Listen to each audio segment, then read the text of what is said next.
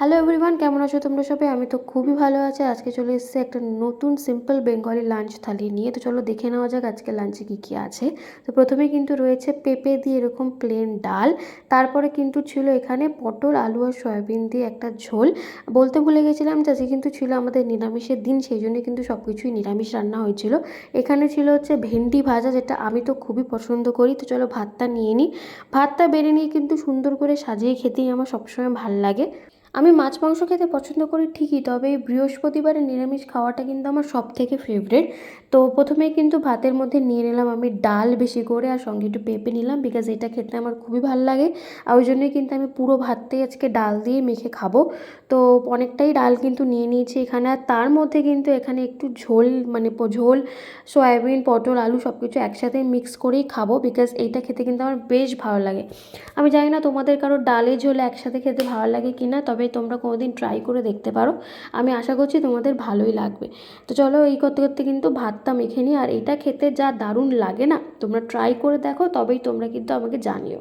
ডালটা দেখে আমার এতটাই ভালো লেগেছে যে আমি পুরো ভাতের মধ্যে ডালটা দিয়ে দিয়েছিলাম। আর তারপরে হঠাৎ করে মনে পড়লো যে সঙ্গে তো ভেন্ডি ভাজা ছিল। আর ভেন্ডি ভাজা কিন্তু জেনারেলি শুধু ভাত দিয়ে খেতেই ভালো লাগে। তবে কিছু করার নেই, যেহেতু আমি আগে ডাল দিয়ে নিয়েছি, ওই জন্য আমি পুরো ভাতটা মেখে নিই, তারপরে ওর মধ্যে ভেন্ডিটা নিয়ে খাবো। আরেকটা কথা বলি, আমার কিন্তু দীপান্বিত দাস লাইভ বলে কিন্তু একটা লাইফস্টাইল চ্যানেলও আছে, যেখানে কিন্তু আগে আমি সব রকম ভিডিওস দিতাম। তবে খাওয়া দাওয়ার ভিডিওগুলো কিন্তু এখন আমি ওখানে দেওয়া বন্ধ করে দিয়েছি, আর সেটা এই চ্যানেলে তোমরা দেখতে পাও।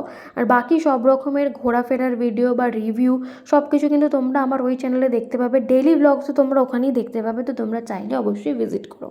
কথা বলতে বলতে ডাল দিয়ে ভাতটা তো মেখে নিলাম, আর তারপরে কিন্তু এখানে বেশ অনেকটা ভেন্ডি ভাজা নিয়ে নিয়েছিলাম, সঙ্গে নিয়েছিলাম একটু শশা। পেঁয়াজ তো আজকে নেওয়া যাবে না, যেহেতু আমাদের বৃহস্পতিবার ছিল, কিন্তু নিয়ে নিয়েছিলাম পাঁপড়। কারণ বৃহস্পতিবারে পাঁপড় ছাড়া কিন্তু আমি একদমই ভাত খেতে পারি না।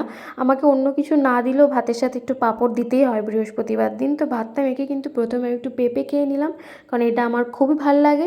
তো তারপরে কিন্তু একটু একটু করে ভাতটা খাবো। আমার কিন্তু এরকম করে সব কিছু দিয়ে মেখে এরকম শুকনো শুকনো ভাত খেতে ভালো লাগে। তোমাদের কাদের এরকম ভাত খেতে ভালো লাগে আমাকে কিন্তু জানিও। আমার একদমই কিন্তু ওরকম চেপে চুপে মেখে ঝোল ঝোল করে খেতে ভালো লাগে না, আমি পছন্দ করি না। কিন্তু অনেকেই কিন্তু আবার ওইভাবেই খেতে ভালো লাগে। তো কথা বলতে বলতে কিন্তু আমি পাঁপড় দিয়ে, ভেন্ডি দিয়ে সব কিছু দিয়ে ভরিয়ে ভরিয়ে ভাতটা কিন্তু টুকটুক করে খেয়েই নিচ্ছিলাম।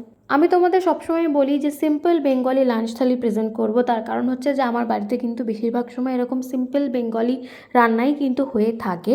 যেদিন যেদিন একটু রিচ রান্না হয় সেদিনকে কিন্তু একটু মেনু কম থাকে, বা একটু আমরা সেইভাবে মানে ব্যালেন্স করে খাই। বাট অন্যান্য দিন কিন্তু আমরা এরকম সিম্পলি খাওয়া দাওয়া পছন্দ করি।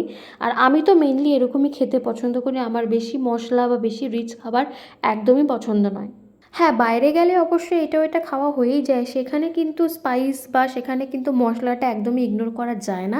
তবে আমি সবসময় চেষ্টা করি যে দুপুরের খাওয়াটা যেন একদম তৃপ্তির সাথে খাওয়া যায়, একদম হালকা পাতলাভাবে খাওয়া যায়, তবেই কিন্তু সারাদিন অন্যান্য যে মিলগুলো আছে সেগুলোকে ব্যালেন্স করা যায়। যদিও বেশিরভাগ লোকই কিন্তু ব্রেকফাস্টটা ঠিকঠাক করে করার চেষ্টা করে, তবে আমি ব্রেকফাস্টে কোনো দিনই একটু বেশি ভারী কিছু খেতে পারি না, ওই জন্য আমি সবসময় লাঞ্চটাকে একদম মানে প্রপার রাখার চেষ্টা করি। ভিডিওগুলো যদি একটু ভালো লেগে থাকে তাহলে কিন্তু লাইক শেয়ার কমেন্ট করতে একদমই ভুলবে না। আর চ্যানেলটাকে কিন্তু প্লিজ প্লিজ একটু সাবস্ক্রাইব করে দিও, তোমাদের সাপোর্টের কিন্তু আমার খুবই দরকার। তো চলো টাটা, পরের দিন আবার দেখা হবে নতুন একটা লাঞ্চ থালির ভিডিও নিয়ে।